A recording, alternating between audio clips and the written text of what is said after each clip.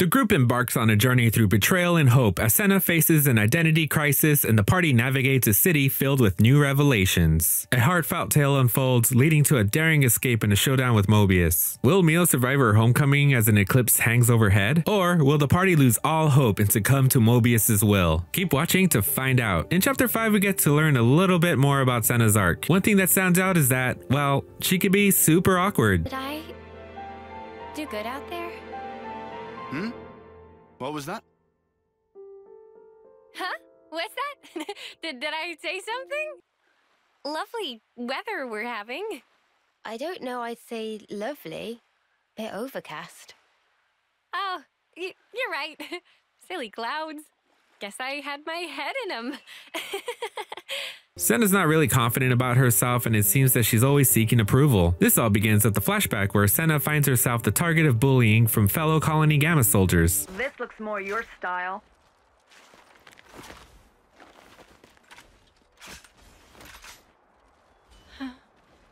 Totally.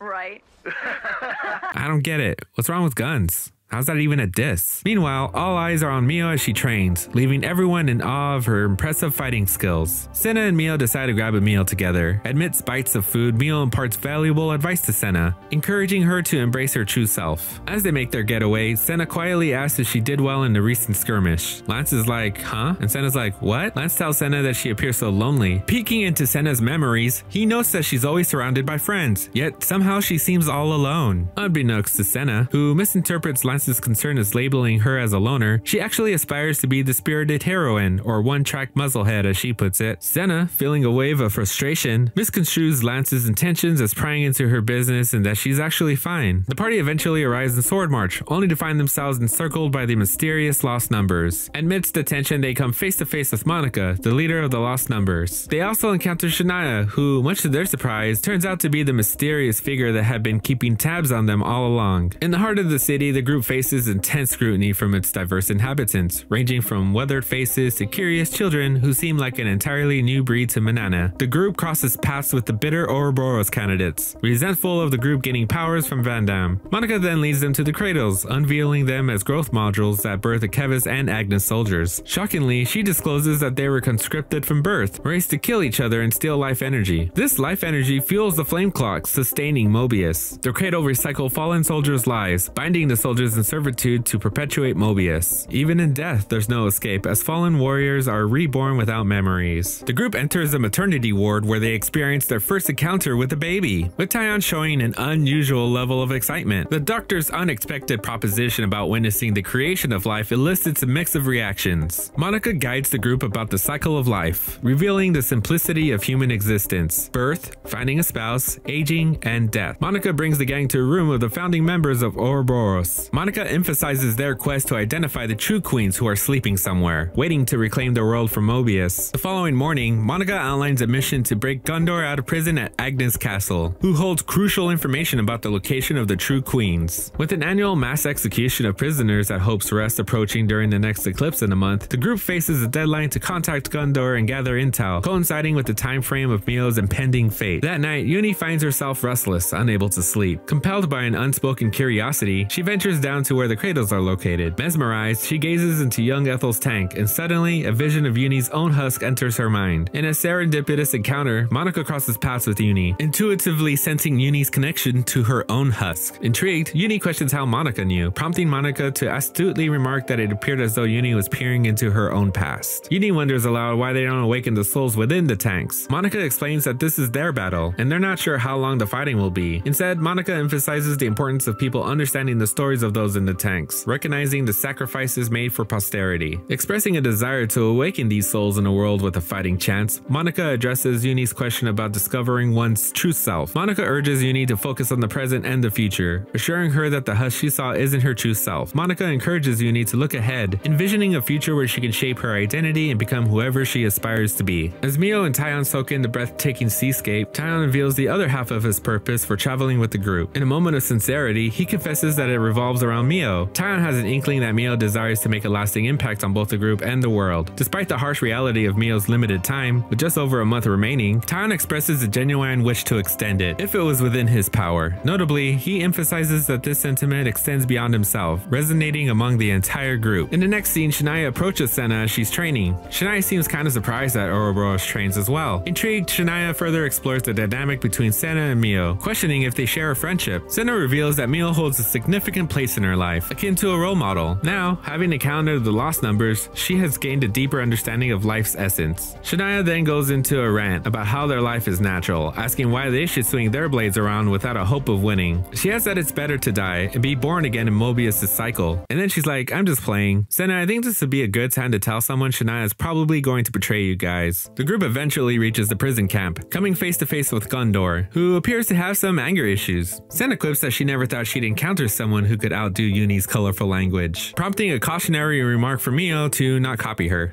Oh wow, way to talk trash about one of your friends. Noah informs Gundor that they were sent to seek her out to uncover the whereabouts of the queens. However, instead of providing information, Gundor decides she wants to fight them. Amidst their battle, Gundor's amulet unexpectedly begins to glow. To everyone's surprise, it's revealed that Gundor is not only Monica's daughter, but also the leading candidate of Ouroboros. It all makes sense now. Also, what kind of jail allows prisoners to keep their weapons? Couldn't they just fight their way out? Anyways, Gundor is kind of a pain, and I'm not just talking about her voice. Huh? Cut the crap. Any lights on in there, you dead brain? You got something to say? Say it to my face.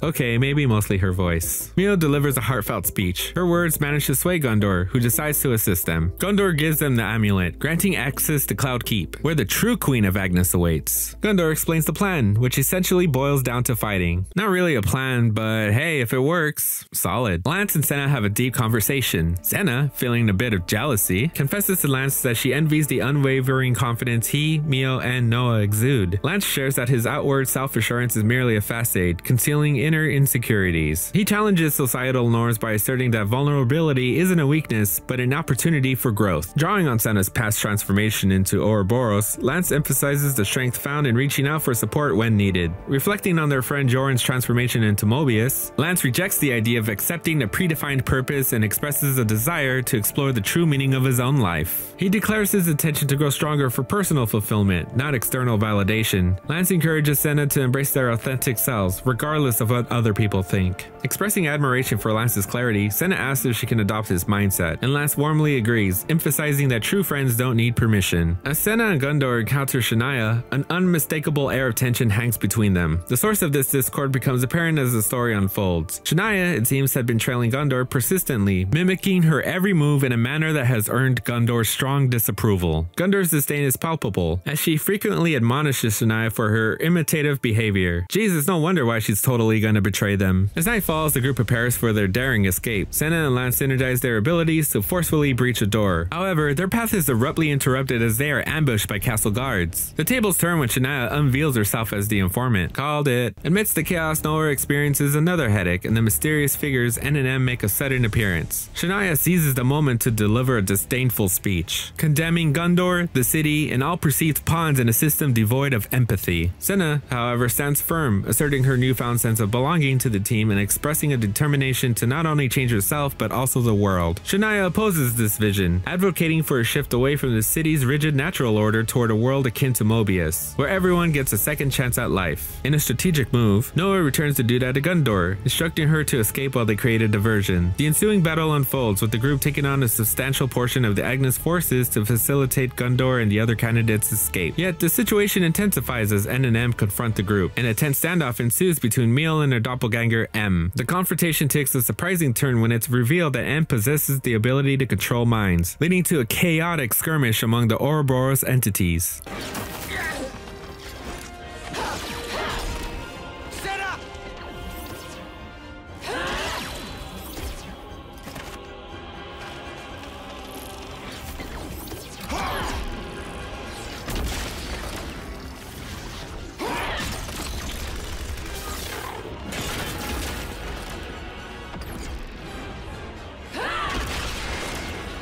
During the battle, Tyon devises a method to identify the possessed individuals, discovering that the only way to harm M is by striking the body she controls. The group is able to defeat and hold M back. However, the conflict reaches its peak as N unleashes a relentless assault on the group, tearing them apart in their Ouroboros forms. Senna and Lance, facing an imminent demise, resolve to push their Ouroboros form beyond its time limit in a desperate attempt to take N down with them, culminating in a high-stakes and emotionally charged climax. However, Console X intervenes just in time, preventing Senna and Lance from meeting a fiery demise. Rather than swiftly finishing them off, N decides to imprison them all, envisioning a grand spectacle. I guess N doesn't watch a lot of shows or movies to know what's going to happen here. Noah receives a visit from N, who's pretty smug about his victory. It's like when you're playing against toxic players who think they've won the game. N reveals the sideshow mentioned earlier is none other than the homecoming. With the eclipse looming just a month away, Mio's fate hangs in the balance. N adds that those who meet their end during the homecoming will not experience a return. N, who hurt you? Shania comes to visit as well, revealing the day of Mio's homecoming is the day she has chosen to meet her own end, transforming into Mobius. Senna, with her questionable instincts, has sensed something amiss about Shania. Yeah, Senna, I think the rant Shania went on earlier in the chapter was a clear indication that something was off. She didn't want to believe they were the same, and Mio says they aren't. Expressing gratitude, Mio acknowledges Senna's bravery in saving them multiple times, and credits her for playing a pivotal role in their current situation. Mio also addresses Senna's tendency to be hard on herself, attributing it to her relentless pursuit of more. The group contemplates the uncanny resemblance between N, M, Noah, and Mio, speculating that it could be linked to the cradles at birth. Despite Senna's conjecture about this connection, Tyon raises questions about N and M's motives, expressing a sense that they are merely toying with them. Uni observes that Mobius seems to derive satisfaction from their actions. I guess being Mobius comes with major job satisfaction. Riku challenges this notion by pointing out the contradiction in N's demeanor, who had sadness in his eyes. Lance is like, nah, F that. Senna, grappling with the existential aspect of their endeavors, questions the purpose of it all. In response, Noah asserts that their actions have a profound significance, offering hope to everyone they've encountered. While Noah's still trying to break out, Mio tells him to stop. She urges Noah not to fret over her, emphasizing that she's come to terms with her fate. Reminiscing about a past conversation, Mio recalls Noah asking her if she wanted to survive, to which she had nonchalantly responded that she didn't mind either way. Mio revisits her answer, expressing a newfound desire to live. She shares with Noah the multitude of experiences awaiting them and the life they have yet to explore together. Noah, touched by her words, notes with surprise that Mio has finally addressed him by his name. Wait, really? She never said his name? Has anyone else noticed that, or was it just me? Mio apologizes, confessing that acknowledging his name would unveil the emotions concealed within her. She tells Noah that's why he's not allowed to say it's been for nothing, asserting that he has enriched her life. Mio doesn't want this to be it, and if she was given the choice to keep on going, she'd like to spend that time with her Noah. Alright, who's cutting onions in here? The day of reckoning arrives with the looming eclipse. The Queen of Agnes takes the stage. Riku questions Noah about why he hasn't used Lucky 7. Noah, right now I'd say is a pretty